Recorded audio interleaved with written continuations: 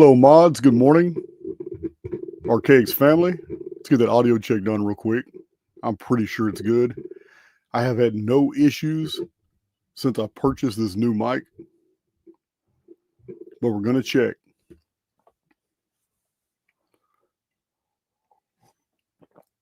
Oh, you guys know it must be a special occasion. What is Jason doing wearing a collar? How did that happen?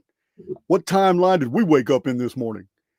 You guys know I don't do it often. I'm a t-shirt guy, and I pride myself on a huge collection of t-shirts that I have purchased. Some I've had made, and many that you guys have donated to me. And only in public do I really go out in collars. But this is David Morgan. And I'm going to tell you guys now that he and I do have a little history, not much, but he did reach out to me about 3 years, 2 months ago. It was a little over 3 years ago. He sent me an encouraging email. I was under attack. You guys know I had just as many trolls when I started this channel as I had people listening to me. And I was under a vehement attack. And he sent me a very short email with a letter of encouragement, just telling me, hey, man, keep doing what you're doing. He appeared in the comment section a couple times, sent me 3 silver coins and a copy of his book. And because the first chapter is the history of silver, you know, I got suckered into that. Any history book I'm going to read. It's very compelling material. A lot of it goes beyond once you get past page 60. This is beyond me. I don't really understand the markets. I'm not a market guy, but we do have some really interesting things, commonalities. And I know after about 3 or 4 days, a lot of people are going to be watching this video. So I want to introduce David.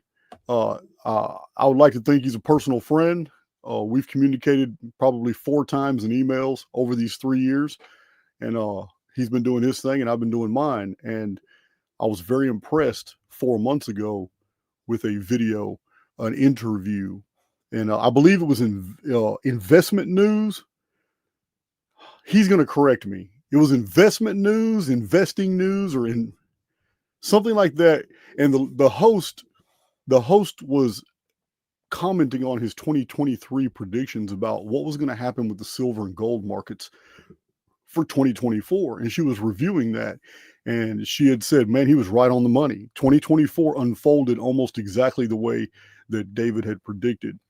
So we're going to talk about some things like that today, because you guys know I've been very, very specific about 2025, and that in the calendrics, it's in the field, that we have events from 1933 and 34 that are and 1971 and 74 that look like they are mirrored in different ways according to what's going on now.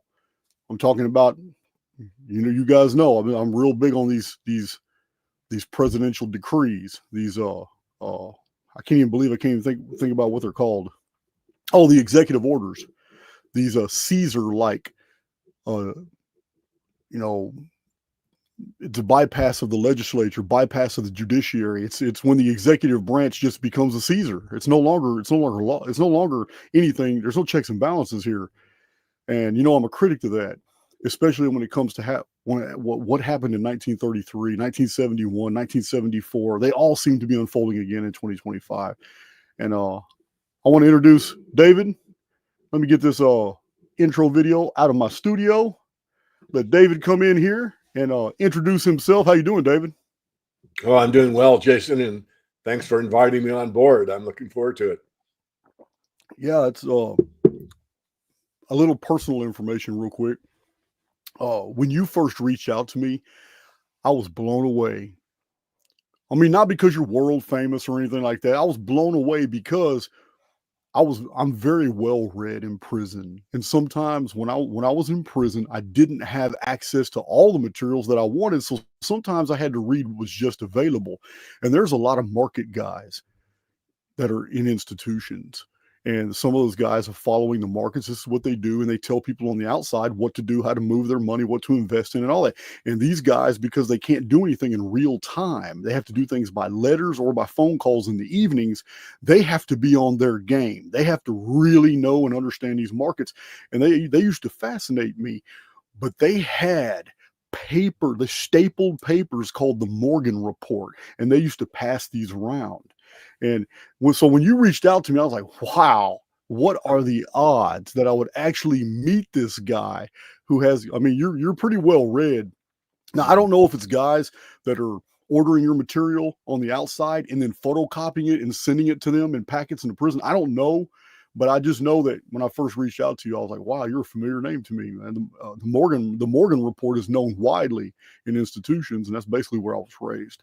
So I just wanted to share that with you because I'd never told you that before in email. Oh, that's news to me. Yeah, it is interesting.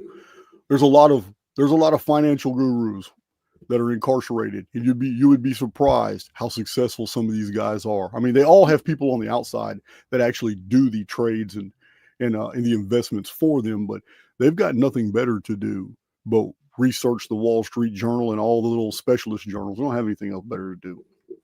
So, oh, won't you introduce yourself with the history of how did you get into precious metals? I mean, you specialize in silver, but I know you write a lot about gold too. Yeah. So, I mean, what got And you I into look at it? I look at all the markets. Precious metals is my specialty. Kind of an interesting story, Jason. I've told this story several times, but hopefully it'll be new to your audience. I grew up in the country. I was born in San Francisco. My parents quickly moved down to San Diego County. My dad worked in the aircraft industry. He was working for Convair. You can look that up. It was an aerospace company way, way, way back. And I went through grade school in San Diego County, but we were way out in the sticks. And my dad put in an orchard. And my job was to water all those trees, the almond trees, grapefruit trees. We had all kinds of different citrus fruits, oranges. And, as a 8, 9, 10, 11-year-old kid, that 2 hours to take that hose and dump it in these great big wells and fill up the well and then move to the next tree seemed like to take forever. But that was my assignment. I had to keep my room clean. So I got 25 cents a week allowance for doing that. Well, being out in the country, you had to ride your bike pretty far to spend it. So I saved my quarters, saved my quarters, and saved my quarters. And one day I got this new quarter, and it was a Johnson slug. And my little 11-year-old brain said, wait a minute, what the hell's going on here? All these quarters I've saved, probably a roll's worth, $10 worth, how many weeks that is, are all silver, and this one isn't. I don't know what it is, but I can tell looking at the side of it, it's not silver, it's copper and something. But none of the adults around me ever seemed to pay much attention to it. But quickly, Gresham's law took over, meaning good money and bad money. So the bad money stays in circulation, the good money disappears. So in those days, we had actual physical mechanical vending machines. So all the vending machine guys took all the silver dimes, quarters, and halves and dumped them into their own private stash, and then would fill up the machines with these Johnson slugs. So if you bought cigarettes and got change, you'd get 2 new quarters instead of an old one. So that actually started me. Now, I didn't wake up, as an 11-year-old said, I'm going to get in the silver market and blah, blah, blah, blah, blah. But that was the impetus that got me worried. I'd say worried, but gave me some thinking about, well, what is money and why would they change it? Why would you go from silver to something else, right? And so then I started, like you, self-motivator, looking into money.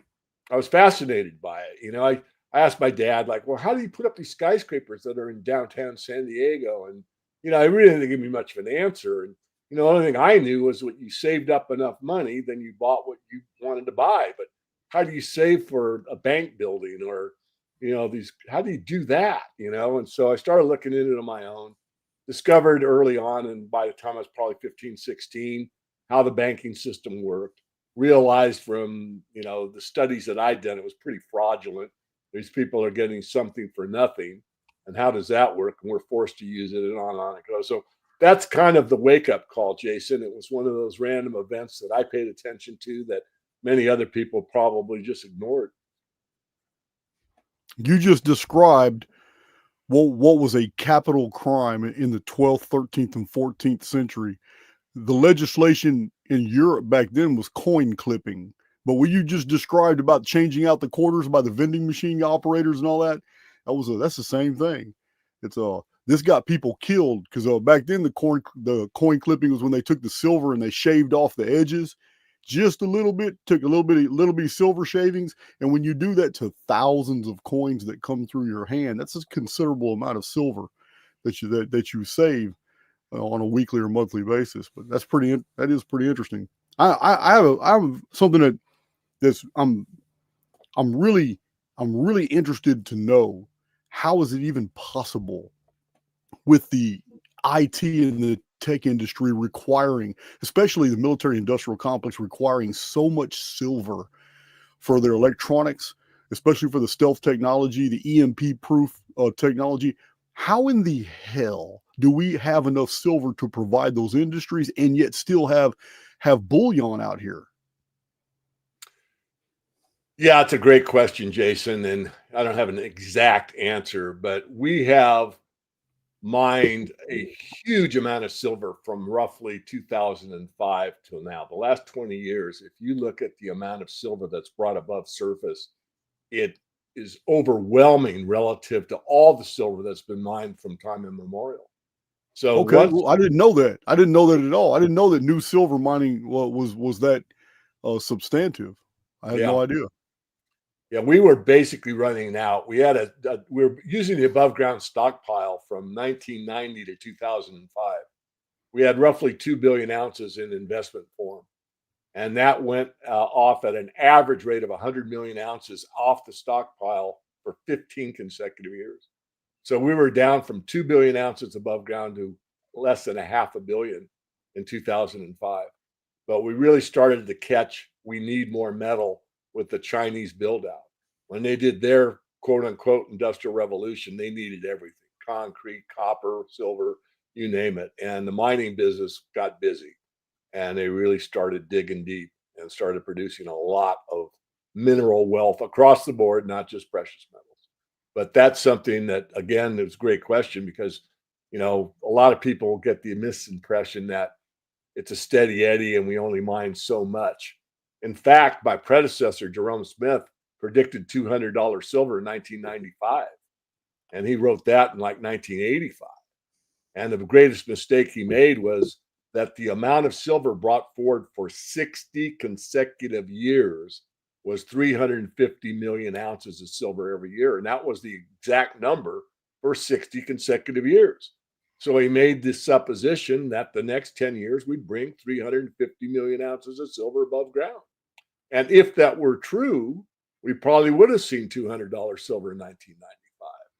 But as soon as the ink dried on the book, as a metaphor, we had a new technology in the mining industry, and the mining industry took off. We started mining a lot more silver. So I was very caught. It took me a long time to figure out what he did wrong, because those books were very popular at their time, and no one could figure out, or very few could figure out, well, what happened. And I was given that question at a conference. The guy was kind of pushing my buttons a little bit, like, "Well, we've heard this stuff, and why?" And I gave him the answer, and the guy fell over because I have asked 6 Yeah, different people on this stage what happened, and he's the only one that ever gave me an answer. yeah. It's so that's interesting that you say we continually mine this. It's almost as if Earth is an inexhaustible supply. It's this has nothing to do with silver or anything, but I have this theory that the surface of our world undergoes these resets, and these resets are all linked to intense high activity volcanism. And it's widely known that volcanism does two things. One, it pushes metals and ores to the surface. And two, volcanism also creates different atmospheric conditions. So I'm wondering how long this process has been going on for all these metals to be so accessible, within the range of being, for us to be able to mine them. They have to be in a certain range for us to mine them. It's really interesting. It's just I don't know. That really interests me. So what do you think about 1933? This is a fear I have about hoarding silver. I'm just going to put it out there. I know a lot of people love to collect silver and all that, and I have some silver. I don't really have a lot, but I have probably more than most, except for the avid collectors. My fear is another scam like in 1933, when they criminalized possession of bullion to induce you to turn it in to get silver certificates, that the very next year, once they had all the public's bullion, they significantly spiked the price of the silver. So the certificate now, which was redeemable, wasn't redeemable for anything of the current value of the ore, which is what it should have been, because they devalued the certificate, but the ore was now. You understand what I'm talking about? 1933 and 34. Yeah, Yes. once they got the public, they passed a law. Everybody turned their silver in, and it was to the Federal Reserve. And then the U.S. Treasury issued these silver certificates. And then the very following year, they created a new law once they secured all this bullion, and they significantly increased the price of silver. But now the government has it, and you could only redeem what your certificate was worth. And then for those who held on to the certificates until the 50s, I believe sometime in the 1960s, they passed new legislation that devalued the silver certificate. So these people just lost. Go ahead. I didn't mean to interrupt. Yeah, the silver certificates were valid through 1968, but the coinage left, as you remember, in 1965. And yeah, a lot of people are very concerned about the gold, quote unquote, confiscation in the 30s under the Roosevelt, but they also took care of the silver market, as you outlined. And most people aren't even aware of that. And then they demonetized silver way back in 1873, as I point out in my book. But you're right. This is I'll put on my hat. I don't have it handy here, but imagine my tinfoil going on. Yeah. And I was told by a very good source, because I'm well connected, but not infinitely connected. I don't know anybody that works under the great big eyeball. I probably know some of them, but not on a personal basis. Anyway, the point being, Jason, simply this: the U.S. government cares a lot more about the silver market than do the gold market. Now, you would think the opposite would be true, because gold's still a very major part in the central bank system, even though they don't tout it on national TV or the financial channels. They all buy gold all the time, moving gold from the west to the east. But silver is imperative, essential. You can't do anything without silver in a technological world. We couldn't be having this conversation over the net without silver. If gold went away, there wouldn't really be a big change in the world. But if silver went away, the world would disappear. And so it makes sense to me that the government cares more about silver than they do gold, but they're never going to state that in a public domain. Right. So the change, though, in 1933, no one was expecting that. We were climbing out of the Great Depression, and it wasn't done by the proper channels. Congress didn't discuss it. It wasn't anything that was a result of a judicial decision. It was a simple executive order signed by a president, and 1 minute later it became law, and all of a sudden it was illegal to own silver. So that's my problem with the whole situation. Is I don't want to be put into that situation. I don't want to be put into the situation of them criminalizing owning silver and precious metals, and then 1 or 2 years later undoing it. But they've already got my metal. They've already got my metal and give me a almost worthless certificate. I would go ahead and just be who I am by nature. I'm a rebel. I'm just not going to turn it in. I'm just not going to turn it in. That's one thing about the confiscations, if you call them that, is not as much metal was turned in as a lot of people think. I indirectly spoke with John Exter. He was long deceased, but his son got a hold of me by email one time, and he verified for me what I got through hearsay, that a lot of people just kept their mouths shut. It was very common to take whatever gold you had, put it in a coffee can, seal it up, and bury it out in front of the window where your mom did the dishes. So she had her eyeball on that area all the time. Wow. Basically. And so there are a lot of people that just kept their mouths shut and didn't turn it in. And I think that, again, would be the case here. But the idea about confiscating silver is something that most people don't consider, because the monetary value is so underappreciated that it wouldn't make much sense for the government to confiscate silver on a monetary basis. It doesn't. But on a strategic basis, to keep those missiles flying, it does. Totally important, as I just outlined. So it's not the quote unquote value monetarily, it's the value to the military industrial complex where they come in. In fact, if we got to that point, and I've thought about this, as you would imagine, that what would they do? And they probably overbid. So, like saying, hey, here's the silver certificate at current value and then devalue, they might say, okay, spot price is $100 an ounce. We're going to give you 120 and no tax, no capital gains. Just turn it in. You've got 30 days to do so. Help the war effort. Come on board one, come all, whatever. And I really think that would be more of the approach. Now, well, David, your Super Bowl is silver and you're this and that. Well, no, I also have studied the psychology of money for a lot of years, Jason. And it's like, well, how would you motivate somebody to turn their silver in when last time they didn't want to? Well, you'd overpay, quote unquote, and you'd incentivize them. There wouldn't be any strings attached. I'm not going to give you a W-9 or whatever it is. I'm just going to say, hey, turn it in. You got this window of opportunity, no questions asked, and we need the silver for, whatever purpose. Yeah.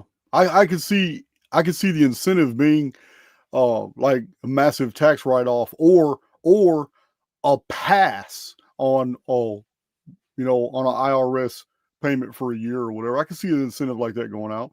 I don't know. I really don't know anything about the IRS other than we have to pay them and that they're under a lot of scrutiny right now. So yeah, I really don't know much about it, but I do know that 1933 would have been an eye opener for someone who's going to collect silver today. However, you did just counter that with an interesting argument that Americans are going to be American. We are rebels by nature. And so if a lot of people, it's almost like the whole COVID deal. You weren't absolutely forced. No one kicked your door in and come in and forced you to participate in the pharmaceutical, solution. But still, there were many people wwho volunteered for it. And so that does sound good. So in 1971, we also have a lot of activity in 1971 that mirrors conditions, and we have a president that really likes these executive orders. And can you tell us a little bit about was it called the Nixon scare or the Nixon what was it? There's a term. Well, the most common term is that Nixon closed the gold window. Yeah, the Nixon shock. That's what it was called. The Nixon shock when he stopped foreign governments from exchanging their U.S. dollars for gold. He did the same thing Trump just did. Trump's calling it tariffs. Right. But Nixon charged like 10 or 12% surcharge on all foreign governments that were trying to sell their products in America. I see a lot of parallels between what Nixon did, even though he was an unpopular president or has been painted with the brush of unpopularity. I see a lot of things that Trump's doing, the same thing Nixon did, and I'm wondering if it's going to produce the same result. I'm going to take a question. I'm going to digress a bit, Jason. I think it'll be a better foundational look. So if you go back to 33 with Roosevelt, what he did was he made gold illegal for Americans, but internationally it was still the main settlement. So internationally, gold settled all trades. Okay. And then in 1971, and then in 33, the Depression was rampant across the country, but some of the economic geniuses around the White House decided that they would make things better by passing what's called the Smoot-Hartley Act. The Smoot-Hartley Act was a series of tariffs on foreign nations. And that is, as I've studied and many agree with me, that basically pushed the Depression on a worldwide basis. So instead of making it better for America, it made it worse for everyone. So I wanted to get that out in front. Okay. After that, Nixon came in and closed the gold window August 15th, 1971, and said that we will no longer redeem the U.S. dollar in gold, period. End of statement. Temporarily was the word he used. And so that made it illegal to basically trade in gold. And that carried on for several years. And then James Blanchard III, who runs he's deceased now, but the New Orleans Gold Conference, which is the last time I spoke in public. It's been years since I've been on stage, but got back up there for that anniversary. He was instrumental in bringing gold back to the American public where Americans were allowed to own gold. He had a private plane fly one of these banners behind it saying legalize gold. And that was like 1974. Yeah, it was in that range. And he had a TV ad he produced himself or had produced that said, and he pulled up a couple ounces of gold and said, "What? Put me in jail. Why is it illegal for me to own this?" Purportedly, and it's Wikipedia is my source, so you don't have to. I'll just cite it. I'm not saying it's right, but it's also verifies what I've read that President Ford, after he kicked Nixon out and pardoned him, said, "Hey, why aren't we allowed to own gold?" And that under his administration, they changed the law where Americans could own the gold again. So it came full circle where it was illegal to own it, and then illegal to own it internationally or settle with it internationally. We're going to settle in paper only. Like you said about the silver certificates, here's these paper dollar certificates. That's all you get paid in. And now Americans can own gold again starting about 74. Yeah, I do have the reason I knew it was 1974 because that guy that influenced all that, I knew it was 1974 because Gerald Ford in 1974 signed that executive order. I've researched executive orders, so I didn't know much about Gerald Ford. I didn't know much about Nixon, but the history of executive orders is something I have looked into because we're not going to go tinfoil hat in this episode, but I have a long list of really intriguing international intrigues and how they've developed in the United States, not through legislation, not through congressional acts, not through lobbying, but through executive orders, which become law as soon as they're signed, and they bypass all our protections, all our constitutional, all our amendment protections. Yeah, it's straight dictatorship stuff. But there's been some good done with them, but they're a subject of interest of mine. So I just knew that about 1974. Yeah, I really can't add to. I was going to add on to it, but you finished it perfectly. I mean, it's very upsetting to me as well, at least from a philosophical perspective, because we're supposed to have this checks and balances: the executive, the legislative, and the judicial. And if you just edict it by the stroke of a pen, you're a dictator. And you use the word, and that's the proper word. And yet no one really throws up their hand. I mean, some of us throw up our hands, but the general public, in my opinion, is so sleepy they don't really pay much attention to it, or they're swayed one color or the other. Is our team's going to win, rah rah rah. And of course, I've disengaged from that years and years and years ago. I don't even vote anymore. I don't like to encourage either side. Yeah, it has gotten toxic. It's really become a circus since 2020. It is obviously a circus. Even mainstream media has made no secret of showing us how circus-like it is. It's like a carny. It's a festival. It's crazy. So every single presidential election and everything around it's almost like Bacchanalian. It's all some Dionysian affair. So, some weird, immoral, ritualistic parties. It's just crazy. It's all crazy. So so this leads us to an observation. So I don't study markets. I don't look at markets. I don't understand them. I don't have that type of knowledge. I study calendars and I study the events that are in the field every single year. So different calendars, it's a different year. It might be 2025, but it's not 2025 in the Hijra calendar. In the Roman Julian calendar, if we were to continue it up to 2025 in Anno Domini, it's a different year. And in the Egyptian Christian Copt calendar, it would be different, as well as the Indian Saka calendar. And I study what year it is in every single calendrical system that I follow in 2025. So I have charts that show what year it is for all these ancient calendrical systems, aligning with 2025. And it allows me to look into the field of the past, and I'm able to see what was going on in those different countries and empires in the year of 2025 of different ancient calendars. And because I have this wild theory, of course, people think I'm weird, but I have this wild theory that our world isn't what we think it is, and that it is a very tight mathematical structure. So when I'm researching these things, I'm not going to get into simulation theory and any of that in this video, but when I'm doing my type of research, I noticed last year, which allowed me to do a series of predictions videos about this year, 2025.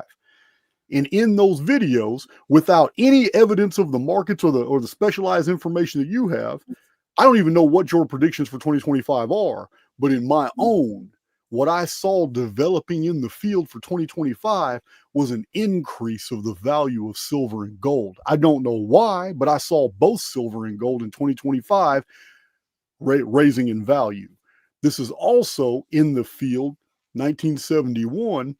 Holographically, 1971 is a mirror of 2025. And I've explained this to my community many times, how these calendrical isometrics work. And in 1971, we had an increase in both silver and gold, over 20% actually. So I'm just wondering, what is your take on 2025, the present politics, anything that you see in the field that could develop in the near future that would increase silver and gold even more than it was at its thresholds at the very end of 2024?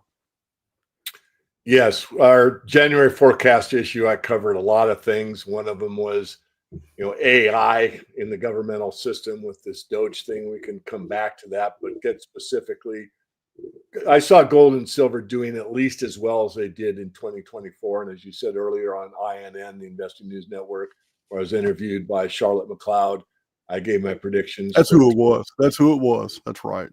And they were pretty accurate.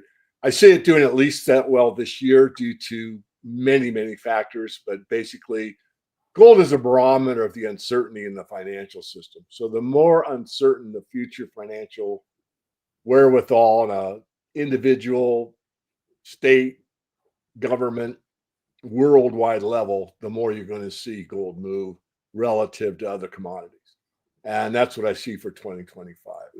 More contraction, more infighting, lower foodstuffs due to climates and fighting, and more nationalism coming to the fore, because all of a sudden it's like, wait a minute, we're growing enough wheat in Ukraine for Europe, but now due to the war, they're not growing as much. We're going to keep what we have, and we're not going to export as much.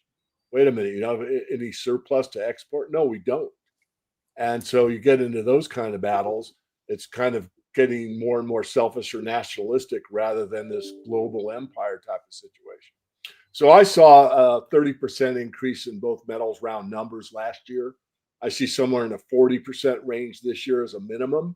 And depending on, my overused phraseology, a black swan or a black swan hitting a black swan, we could see a spike that would take both those markets higher because of, let's say, a failure to deliver. Right now, there's a lot of consternation around the proposed tariffs applying to precious metals and silver and gold moving from the London market into the New York market.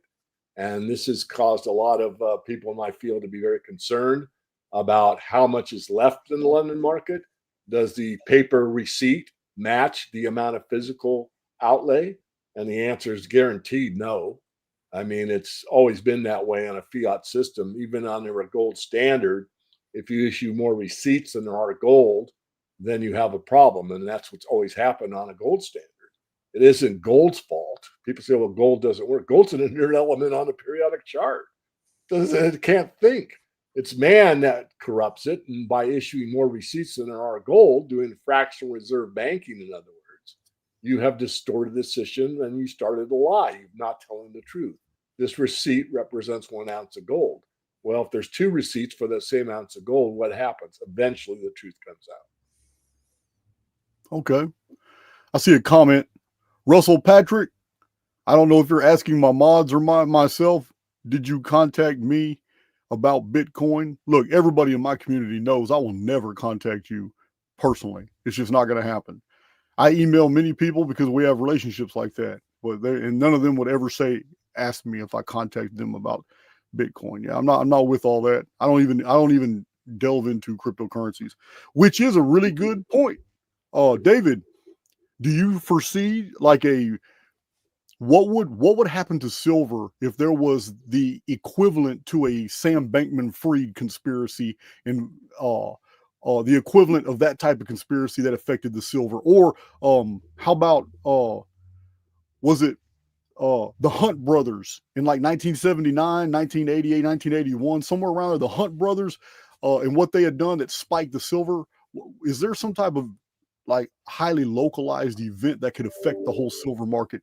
You know, something like, I mean, no one saw the Sam Bankman-Fried deal coming until it was too late. There are a few. One would be, as I suggested a moment ago, that if the LBMA, the London market, could not deliver gold and or silver in a timely manner, that would disrupt the market. And that would definitely get the community at large, from the small silver stacker to an international bullion bank, concerned. And is that possible? And I would say, yeah, it is possible. Is it probable? No. Is it possible? Yes. That would be one. Another one on the crypto side would be uh, a lot of different things, but there are asset-backed cryptocurrencies, gold and silver-backed cryptocurrencies. Some of these turn out to be fractional reserve type, where there isn't the metal backing the unit, the token as it's expressed. That could cause a problem, but that would be a very small subset. That would be a very small part of the market. It's the big market, like the London market failing, or the New York market failing, or delaying, where the delivery for the metal is put off. And that's what's happening now, Jason, is that a normal delivery is a couple of weeks. Right now, the London's market should give us 4 to 8 weeks. Well, that only causes more problems, because people that were sitting on their gold in London for the last 50 years say, you know what? If XYZ country can't get their gold in less than 2 months, I'm going to ask for mine back. So that puts more pressure on the market, because what Right.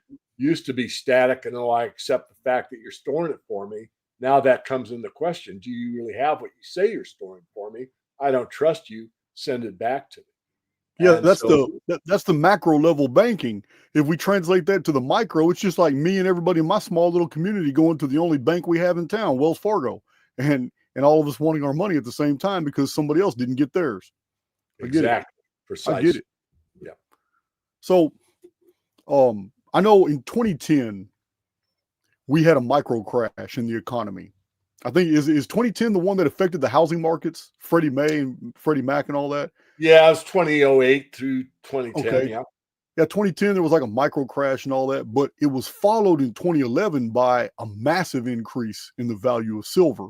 So I'm also predicting, David, for this year, and I've provided those data sets by which I derive this conclusion in my 2025 predictions video. I show them so everybody can follow my logic. But to me, I'm seeing a micro crash. In a micro crash, we've only had 3 or 4 of them in American history. The first one was in the 1800s, but it's a crash that comes with almost no precedent, no warning. It's a super deep dive, huge transference of wealth. But by the end of the day, it restabilizes, and the economy actually gets empowered after that. We saw in 2010, after following 2010, we saw a massive increase in the value of silver. I don't know how long that increase lasted. I haven't really looked that deep. But do you foresee that 2025 could result in some type of market instability that would actually boost the value of silver? Wow, what a great sequence. And I did actually watch your 2025. I need to watch it again. But going back to the peak of the last day of April, early May 2011, when silver peaked near 50. If we go to the bottom of the crash, what everyone still refers to as a financial crisis, even in the mainstream press, they'll use that word. We saw that silver went from 21 down below 9. So it lost more than 50% of its value. And gold did something in a similar way, but not percentage wise, but it dipped quite a bit. From that bottom, that was very temporary, like you're outlining here, it started up. Silver went from roughly 9 to 50, it went up 550% from 2008 2011. It took about 3 years. So the way I heard your question is that this could be the year where we get that place where we start to get perhaps a multi-month rise in the price of silver, and people realign themselves in precious metals as being the money of last resort, a safe haven, something I can trust, a way to mitigate a crypto crisis, food problems, whatever. There's a number of things that happen where, when you're built on a system that there is absolutely no trust. I mean, we all teach our kids, you cannot get something for nothing. You got to work for a living or whatever. And yet the whole system on a global basis is based on getting something. You're my banker, you're the Federal Reserve, and you type some numbers into the computer and it instantly becomes valuable. And then the money center banks that are in on the scam get fees for selling that to money center banks. And we, the people, are on the hook to pay the interest on it by our labor. That's a pretty good game if you could get it. Now, if you and I did that, I've never been to prison. I've been to jail, but I'm trying not to digress or laugh because I respect you a great deal. You know that.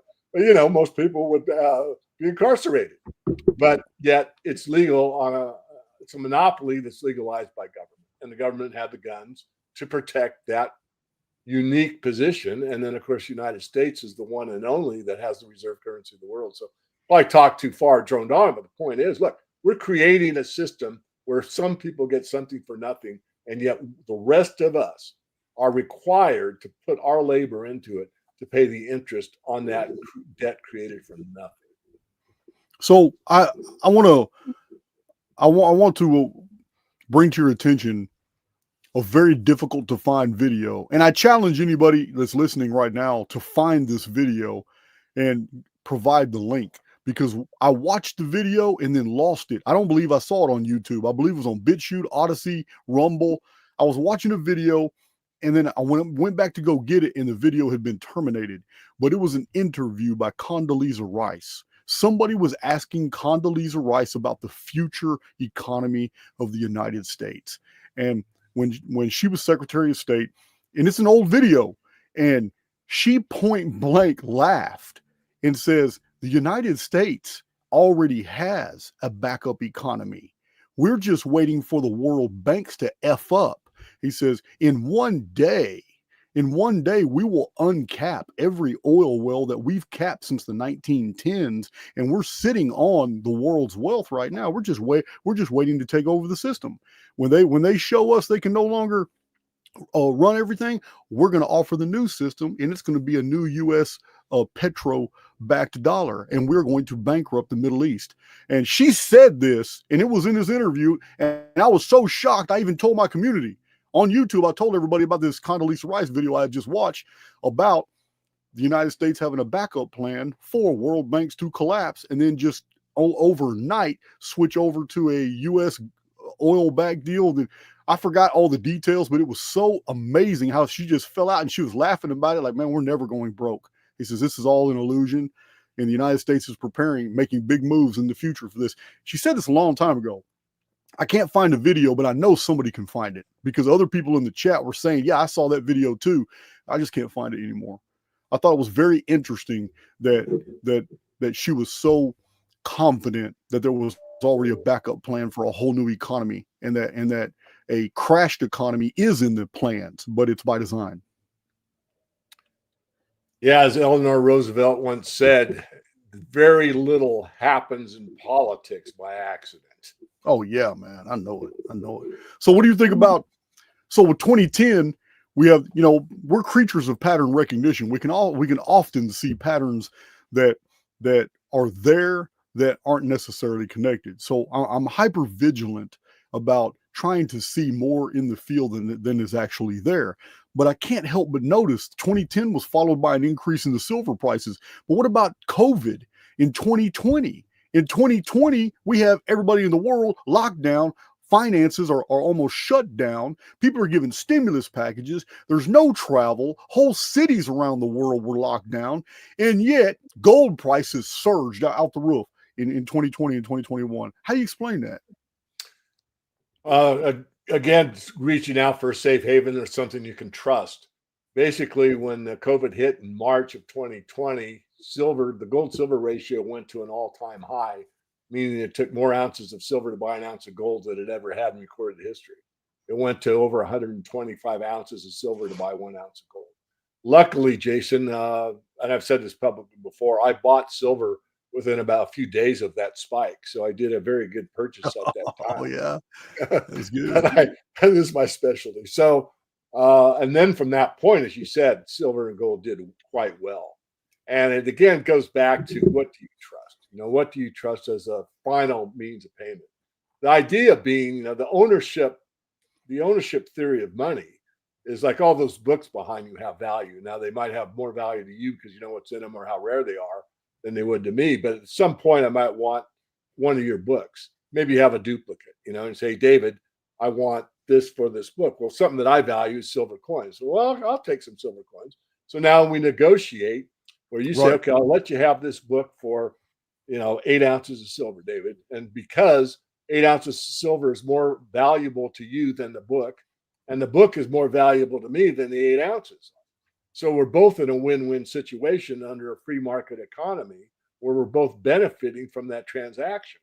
But we Yeah. are in a final payment mode. You got something of value for the book, and I Right. got something of value for the silver. That's gone away. What we do Yeah. now is I give you a receipt that I say, hey, I'm going to give you something of value in the future. Give me your book. And you say, okay. But the whole system is built on that. It's built It's on fiat. thin Yeah, air. it's you described the fiat system. It's they give us paper, they give us silver certificates that are almost worthless. I get it. It's speaking of books, guys, this is David Morgan's book. Who is Chris Marchese? Here's my understudy. Chris Marchese has been with me. He still works with me part-time. Finance guy, very smart, especially on the mining stocks, which is what we talk about in the Morgan report, as well as, you know, the economic macro picture and all that's going on under the surface and above the surface. And he studied in Australia for part of his master's program. Very well studied, and he definitely helped me with the research on that book. Well, it's the book. The book is packed. A lot of it's beyond me, which is saying something because, you know, I kind of like the minutia, but I've just never really been interested in markets. There's a lot in this. I was interested in the first chapter because it's the history of silver. You know, but this goes far beyond. This is something that somebody who wants to invest in silver is going to really need. You're going to need this material. This is the type of material for someone who's going to rely on that as their I think you had a term for it. One of your videos, safe haven asset. Was that your?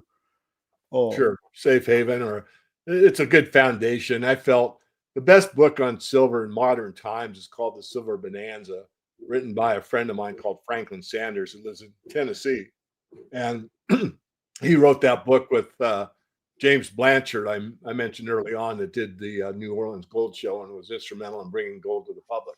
We already talked about that briefly. So that was the best book, but I looked at it and I felt it needed to be updated, especially with all the derivatives and all the new ways to enter the silver market in the paper realm. And so I basically started off with a blank piece of paper, said, I don't know anything about the silver market. Where do I start? And Chris and I started working back and forth on the book, and took a lot of time, as you know, because you've written several. I know you've written several. I have some of your books, by the way, and and got to the final place, and then went and got my editor and said, hey, you know, let's make this thing grammatically correct. And then what's great about Julie is she's very wonderful, but she's no BS. And if she didn't understand something, then I got that feedback, which is what you want. It's Right. not to talk over anyone's head, it's try to educate, right? So she said, I don't understand this. This doesn't make any sense to me. That's great feedback. Because then you get to come back and rewrite it in a manner and send it to her and say, hey, yeah, that makes sense. Okay, great. And you move forward. So it's quite a process, as you well know, Jason. But as a love affair, so to speak, I felt it was my duty, if I am who I say I am, don't tell me, show me. Well, you just held up the show me part. Right. Yeah, I knew a guy that I forgot. He took me and a friend out to eat one time, and he really impressed me because this is after Archaix was already rolling, and he just wanted to meet and talk. And we met him for lunch. I think it was Big John and I can't remember who was with us, but when it was time to go, you know, he insisted to pay for the lunch. I told him anytime somebody invites me out to eat or something, I'll make the offer. You know, I can pay my own way. I can pay Big John, but they always want to pay, and that's fine. And he left a silver piece on the table for the waitress, and I saw that, and he says, yeah. He says it's just really a gimmick. I can't remember who this guy was. This is a couple years ago, but it impressed me. He said he bought silver only to tip. He says, you know what? Sometimes I'm entertaining people. Sometimes I'm eating alone. It doesn't matter. It says I'll always give the exact same thing. This is my tip for whatever event I'm involved in. This is my tip. If it's super big, extravagant or something, I'll give them two. But the waitresses always get a real trip out of getting a silver coin. Well, I think back then it was worth $21, $22, something like that. But yeah, I thought that was pretty interesting. So I did a video. I don't know if you saw it, but I did a video about Hurricane Beryl. And I just wanted to show my community how fast our infrastructure can literally collapse. Yeah. In the Houston area, the very next day after Hurricane Beryl, there were miles-long vehicle lines to gas stations. Many gas stations were just completely shut down. So their tanks were already empty. This is the very next day. And on YouTube, I showed I'm driving around. I've got my van camera aimed at the side of the road, and I'm just talking as I'm showing these miles long vehicles, just lines. If that's one day, so I can imagine a scenario where I pull out my little safe and I've got about 70 something little silver coins. Those are going to become very, very valuable, at least temporarily, right? Because there's going to come a time where you hit saturation point when even the community realizes if infrastructure isn't brought back fast and if it's going to be a prolonged experience, I believe that silver will be devalued pretty fast because no one's going to want to take it. You can't eat it. Right. But if there's this is a worst case scenario. If it's going to take like total systemic collapse in the United States and it goes on protracted for weeks or even months, yeah, there's going to be a time in that period where nobody local is going to want your silver anymore.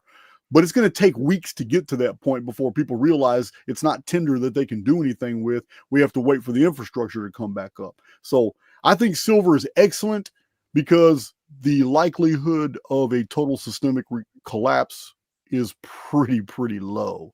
Most of the time, it's going to be these highly localized destructions like Hurricane Beryl. It took us about a week and a half in the Houston area for things to get normal again.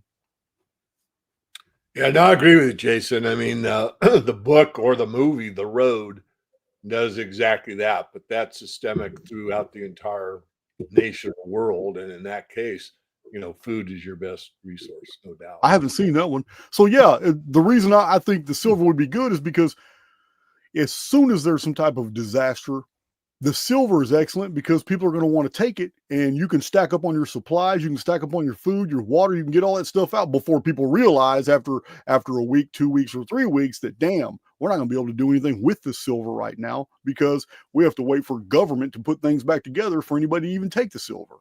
So yeah, I think it's excellent for a temporary solution to stack up everything you need, when you need it.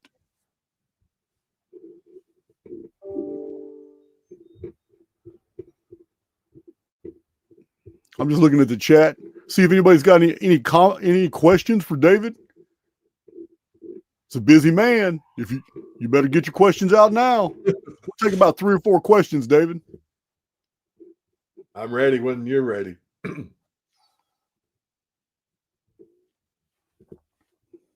about to start I haven't even announced it, so I'll go ahead and announce it now while you're here.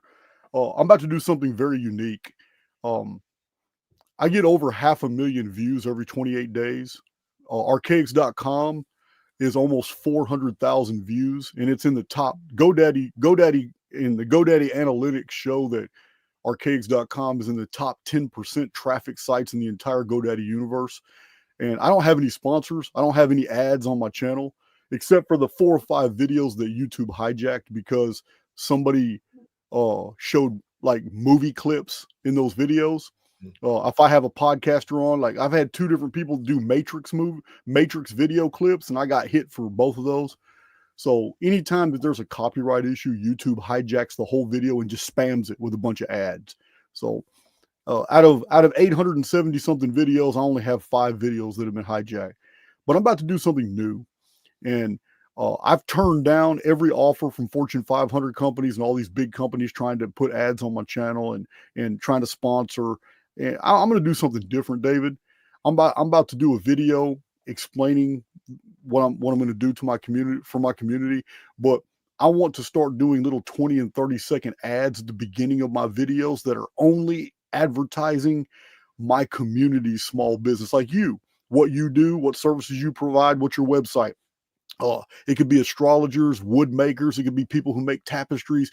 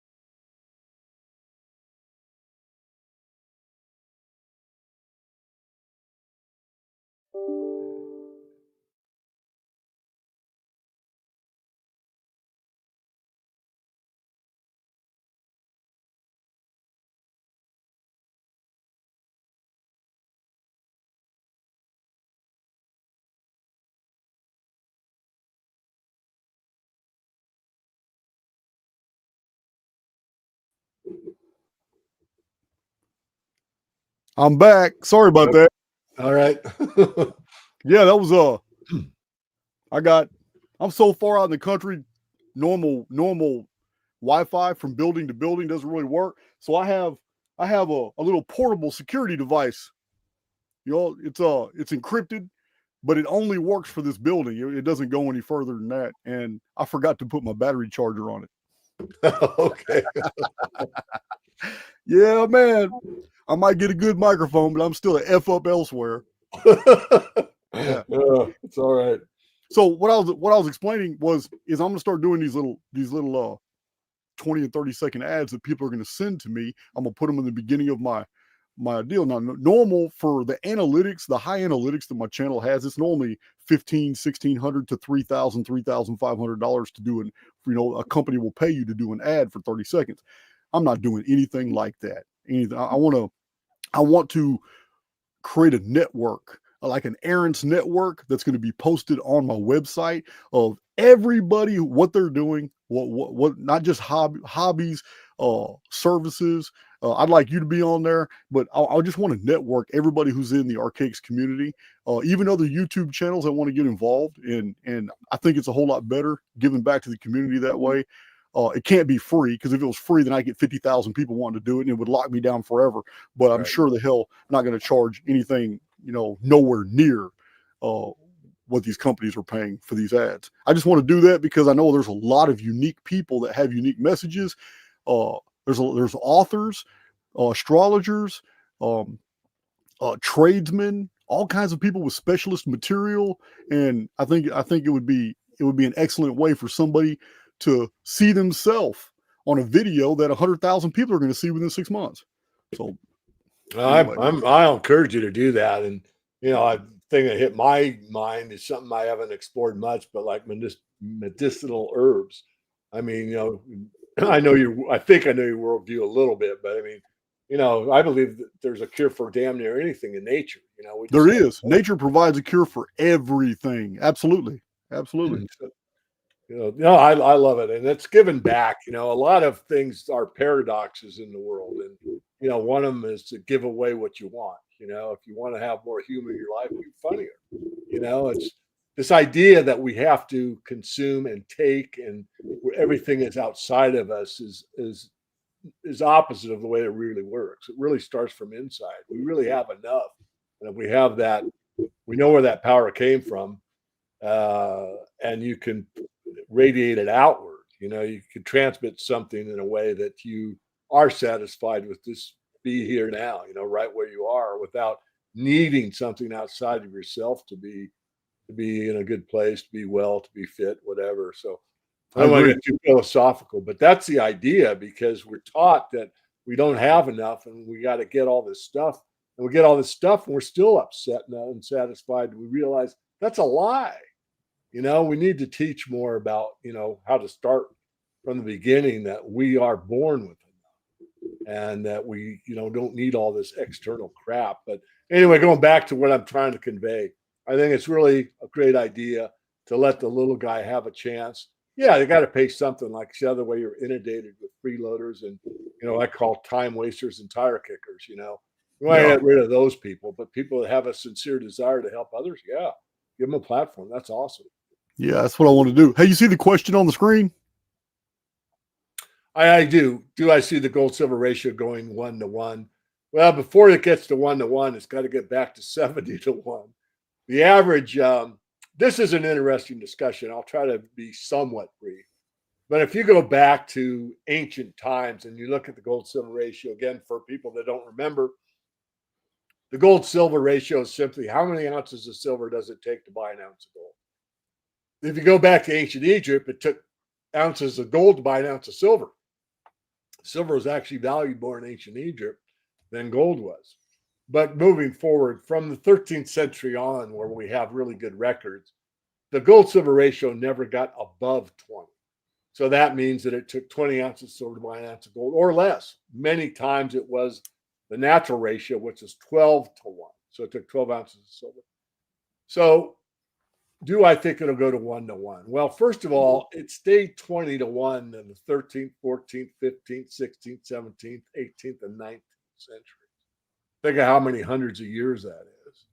And the reason that it stayed at that level was because the market had one purpose for gold and one purpose for silver, and that is money, period. Yeah. It wasn't until the early 1900s where we started to see silver used for all the things we know now, and it's gone beyond, with being the best conductor, being the best reflector, and being the best transmitter. Conducts electricity better than any other element. And when electricity started to come into force, silver had another use. And it's gone on and on from there. The most used element on the periodic table is silver from an elemental perspective.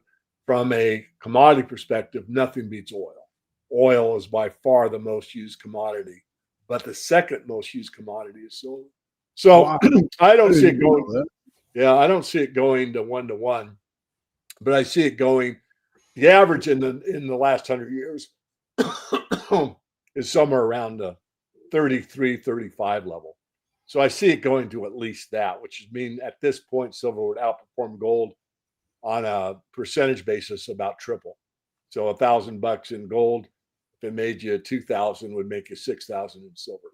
But 1-to-1, I don't think it'll get to there. I have written. I'll again go back to "Don't Show Me, Tell Me." I have put in writing in the early article called "Engineering the Price of Gold."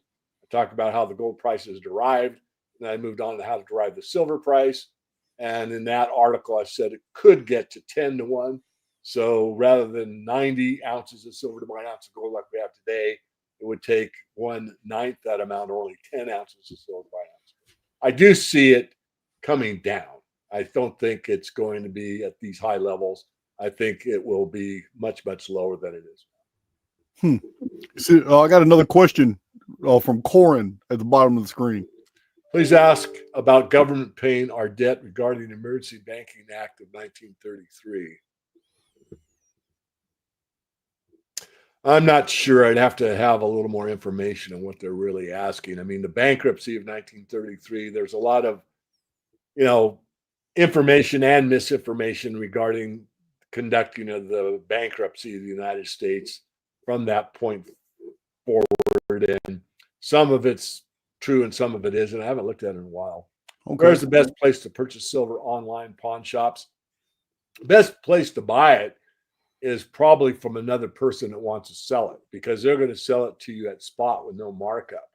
Yeah. But the problem with that is, if you don't know the person, how do you do it? But you can just use some common sense. I mean, go to a coffee shop, have a friend with you, check them out.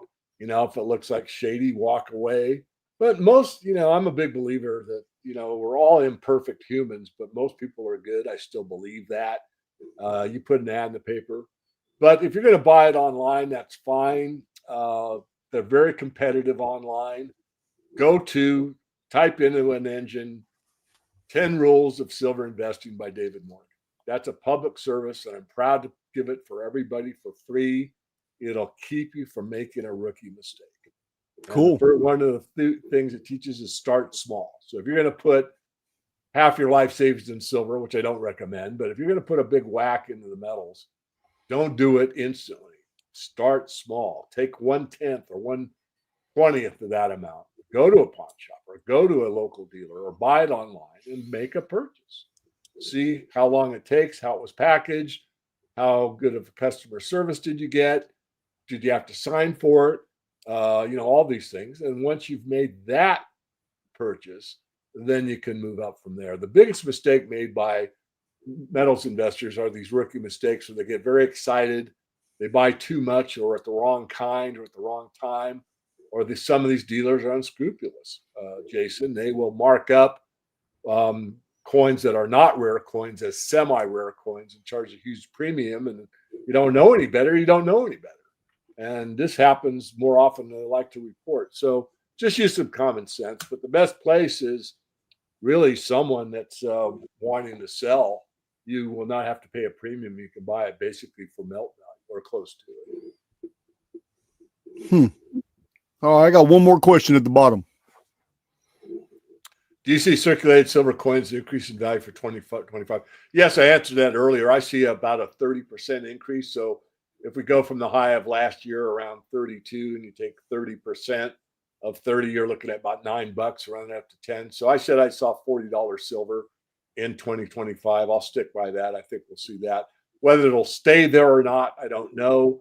There's a lot of management of the money system because the powers that be want to continue that game that we talked about, where they really get something for nothing and have control. The reason I really got into money was that it transcends everything, Jason. It transcends religion. It transcends national origin, transcends sexual orientation, nationality, all these beliefs, because we all need money to survive. And that means that people that don't have any worry about getting enough, and people that have a lot worry about losing it. It really pervades our consciousness in a pervasive way because it's dishonest. And my big picture is freedom, bringing us back to freedom, and free money and free people go hand in hand. And I think that's important. That's why I did the documentary. If you don't mind, let me plug it here for a second. And that is silversunrise.tv. And if you go to that URL, silversunrise.tv, you'll see some of the trailers made about the stress and fear and control that money have over our lives. And I'm taking a look on a spiritual aspect, kind of not even I want to put myself in your league, Jason. I know how much work you've done and your expertise. But from my perspective, it's taking a different slant on the money problem.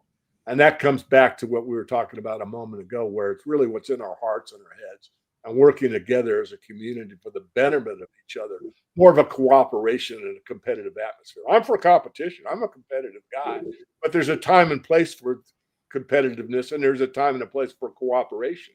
When the whole community's blown down by a hurricane, we've got to cooperate, man. I got water, you don't. You're stronger than me. You help me rebuild, and that's how we work together to make a better community overall. So that's kind of the slant on the movie silversunrise.tv. And if I could be so bold as to ask you, Jason, and I know you don't have a lot of free time to take a look at some of those trailers. I should have the documentary out within about 3 to 6 months.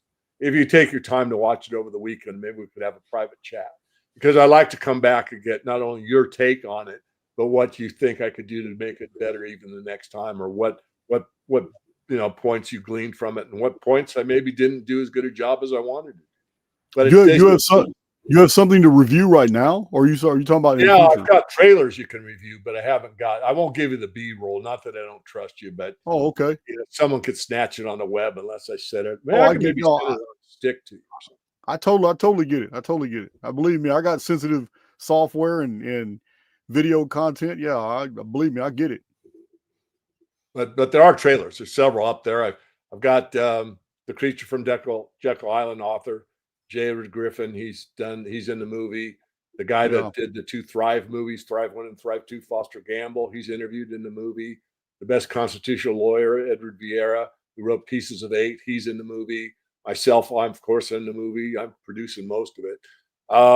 But it's another look at the monetary issue, and Right. we very, very interested in having your opinion because you're I'm gonna check very it out. specialized. And also, it might fit back into what you said about 1933 and 1971. Maybe this is that spark that gets a new consciousness around the money problem and does take silver to a different height. Why? Because of awareness of, hey, this is a way for we not only to protect ourselves, but maybe cooperate better and put those, let's say, self-serving suckers off to the side. We could ignore them for a while. Well, it looks like that's what's in the field right now. I, I'm a critic to politics. I voted for President Trump in 2019. It's the very first time I ever voted in my life because I'm an ex-con and I got all my rights restored. And I fully discharged my whole sentence. And Austin, Texas sent me my voter registration, and I was happy. I went to the local church and I lined up with everybody else, and I voted for Trump. And then 4 years of Biden goes by, and the whole time I'm doing a lot of research on Trump and what he represents, and I finally lose all interest in politics completely. I'm seeing behind the scenes now. I'm like, okay, you know what? Uh, I'm just done with it. But it's in the field, and Yes. Trump is now being used to nationalize the United States. Everything is becoming internal. He seems to be severing international uh, um, any international claims to American money. It's almost every act he's doing now is stopping foreign economies from siphoning more and more U.S. wealth, stopping all these heavily lobbied interests here in the United States that have been siphoning U.S. wealth for foreign interests.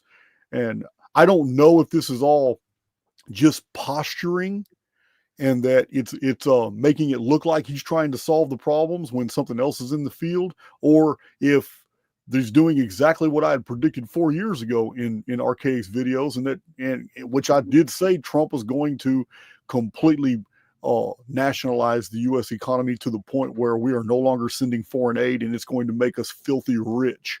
And this was in a predictions video I did 4 years ago based off a lot of calendric studies.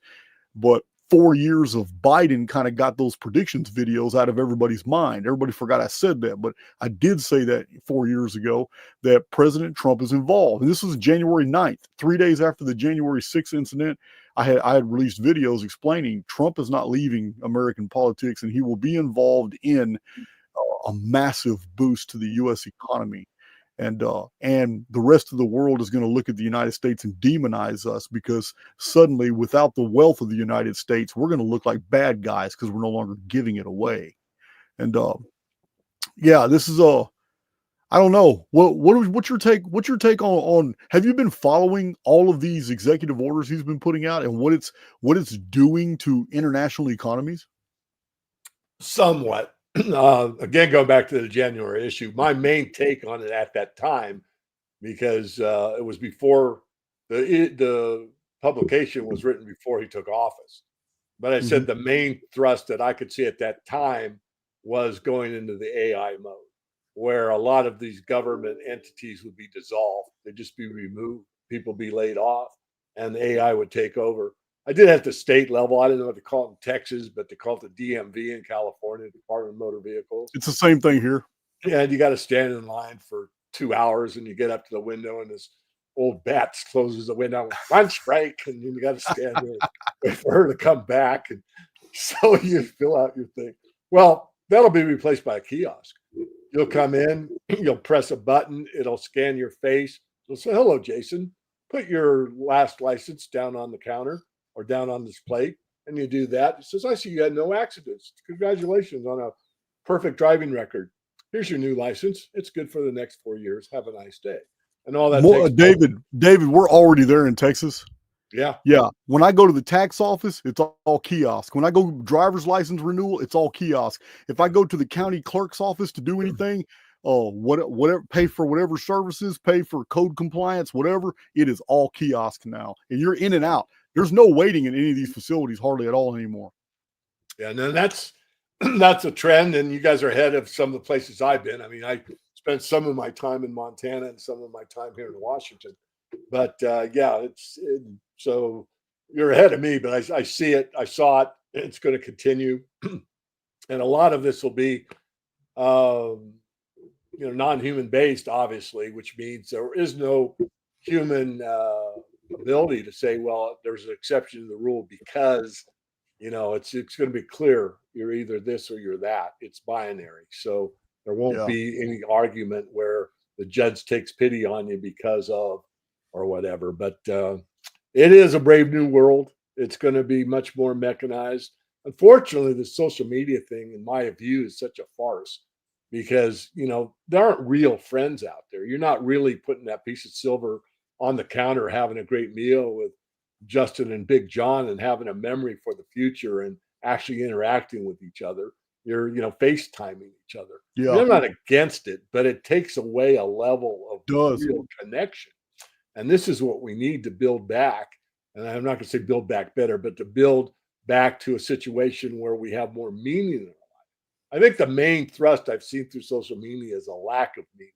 And people are thinking that what they eat for lunch is important, or, what the cat dance is doing is important. I mean, we've really gotten away from what is important. What's really important is how we make a living and having fairness in the structure where we do business with each other, either voluntarily or in some cases involuntarily. And this is something that we just don't have anymore. We got to get back there. And that's, again, maybe selfless promotion, but I'm trying to convey in this documentary because we got to get back to basics. And if we don't, I think you alluded to it with the volcanism. Nature has a way of kind of resetting the clock. Yes, and it does. It's going to sit there and force us into this. If we can get ahead of it, or at least philosophically be mentally prepared. One of my greatest favorite quotes, Jason, I forget who said it, is chance favors the prepared mind. If we are prepared for a hurricane or less food or our job being taken over by AI or whatever the future holds, and we're prepared for that, at least have thought about it, we're going to be able to get through it a lot better than go into panic mode and react. We want to be able to respond. And that's, I think, a lot of what you teach is, especially with your background, that, you had a long road to hoe, but yet you sat there and you didn't do video games, man. You studied, you read, you reread, you thought, you contemplated, you made notes, you did all that stuff. So you made valuable use of our number one commodity, and that's time. And now with all that time under your belt, you're able to give back. And look how much you've done since I first learned about you pretty early on. I was one of the early guys that come on board and say, hey, this guy's really got a message here. So anyway, back to you. Well, I mean, that's one of my mantras is, oh my God, I was listening to you so deeply, but I totally forgot. I can't even remember. Oh my God, break free or die trying is my main spiritual one, but one who is properly informed is not easily deceived. There we go. So that's basically what I like to do with Archaix. I like to inform people. I mean, and I get aggressive with it. I mean, there are people who push my buttons because I know I've researched certain things and I know they're foundational. I know they're true. And I'll go look at these other videos like, what the hell? You just got 120,000 views telling some people some bullshit. Some absolute provable bullshit. Yeah. So yeah, I get triggered every once in a while, but man, it's been a great talk. And yeah, I will, if you will email me the links so I can review that. And when you have a finished product and you want to put it on my channel, we can do that too. Okay, great. I would like to see that. I would. It's as far as my own community goes, I got a pretty tight. I'm way off the interstate in Sam Houston National Forest, and we got a real tight community, and it's not easy to get in here. And it's it's if there was a total systemic reset or even a temporary one that lasted for weeks or months, just this community alone could survive. We have enough food, water. Everybody out here's got these 600. Like I have a 600-gallon tank, well, water tank, and listen, it's you know what? We'd survive out here. We wouldn't even have to leave. When nobody would have to go grocery shopping. Everybody out here's got everything. It's plus we live on the edge, right here on the edge of this forest. You already know what's going to happen. A whole bunch of people are going to take back to hunting and trapping. There's so much deer and pig out here. But yeah, and I live on a lake. Yeah, I'm about 2,000 feet from Lake Conroe. So so surviving's easy. Surviving's not, it's a change of lifestyle, but I'm not even worried about any, a cessation of civilization. I'm not even worried about it. Only thing that would bother me is my inability to post YouTube if the infrastructure goes down. I can't post videos. If I can't post videos, oh well, so be it. I'll go back to writing books. That's what I did in prison. I wrote a bunch of them, and I really need to get around to writing some more. So you got any last words? That about concludes today. We did pretty good today, hour and 20 minutes. I'm good. Thank you. All right. This is David Morgan. Like I told you guys, who for those of you who joined late, he reached out to me about 3 years and 2 months ago and sent me 3 silver coins and his published book, The Silver Manifesto, and an email encouraging me back when I was getting attacked a whole lot. Keep my chin up, keep doing what you're doing. And look, I followed that advice, and here's where I'm at today, and I'm not done. I'm gonna keep charging forward. So my mods have been posting the links. You can come back to this video at any time. You can look in the description box, and you can see the link to his channel, and his website is in the description box. Further, my mods have been pretty diligent posting his other links to videos and stuff like that, so you can go check those out, and links to things he was talking about. So I'm pretty much done with this video. I have some errands to run, and I will look forward to reviewing those links and to the finished product so we can see what you're doing, David. Well, thank you, Jason. It's been a lot of fun. Enjoyed it. And sometime tomorrow, I will release that video for you guys so you can have instructions to know if you want a 20 to 30 second video of you doing anything at the beginning of a live YouTube video. I'm telling you, this is your opportunity. You can plug your business, you can plug your hobby, you can plug your philosophical statement, networking. If you got a message you need to get out, if this is a certain way that you make money, a side hustle, whatever errands do, this is your opportunity. And we'll do 2 to 3 of them at the beginning of every live video. You'll get a lot of play between YouTube and between Archaix.com. It's a potential. We're talking about almost 27 million views between the two.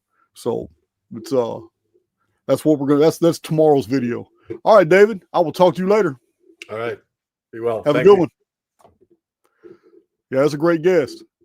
Should have had him on here a long time ago, but you know what it is. My life's chaotic. Comes and goes. So I will provide that video to you guys and give you the instructions of what you need to do. I've had a lot of people reach out to me. I'm just not interested in these large companies. And if anybody hits me up and it sounds like MLM, if it hit me up and it sounds like one of these pyramid schemes, or if it's a large Fortune 500 company that's trying to take advantage of the fact that I'm charging almost nothing for what I'm providing, I'm just going to ignore those emails. I'm just going to totally delete them, get them out of my field. I can tell when somebody sends me a 20 or 30 second clip if this is them and this is what they do. You're an astrologer, or it doesn't even matter. You're a masseuse for your community. Whatever it is that you do, you're an errant. You have your own company. You have your own business. You have your own website. You have your own message. Whatever it is, this is your opportunity. Archaix's videos are seen by lots of people. They are spread on platforms. This is your chance to explode. So I know there's people who are going to take advantage of that, who should take advantage of it, like Dr. Corey Stern, who I'm supposed to have back on my channel soon. These videos get shared across Archaix TV. And yeah, my website, Archaix.com, is exploding right now. I cannot believe the amount of activity GoDaddy is reporting of people just interested going to Archaix.com and just looking at all the different stuff that's available for free. So, that's enough. I'm rambling now. I'm rambling now, and that was great. I still have those 3 silver coins David sent me 3 years ago. They're in my safe. It's crazy. Yeah. All right, let's see. All right, guys. Thank you, Mod. Hey, Errol G. Monica Farrow. Thank you, Mods. Pamela Swan. Always diligent. Let's see. Fellow traveler. Yeah, man. Son of Overbrook, straight out of Florida. Yeah, man. Mr. Bojangles, thank you for rejoining us. Haven't seen you in a while. All right. I'm about to go, though. It's been real. Let me hit that awesome outro. And that was David Morgan. And the link for his book, The Silver Manifesto. I'm going to check it out. It's not a small book. It's not small, but it's not just big because it looks big. You guys know that I'm a book critic, and I've done many book reviews, and I am absolutely unimpressed with anybody who leaves a lot of space between the lines and has large margins around because it's just filler. They're not really trying to educate you about anything. It's just filler. You guys know I've named several of them that have done that. Billy Carson, Jay Dreamers, their books. When you get them on Amazon, I've ordered them. I've looked at them. It's like, oh my God. It is terrible. This isn't one of them. This guy is small print. He is packing the pages with information, charts, diagrams, all kinds of stuff in here that you need for the markets. He doesn't just talk about silver in here, but what I'm saying is it's a high quality book, and there's no waste of page space. This isn't somebody just trying to add a bunch of filler. So other than that, let me get this.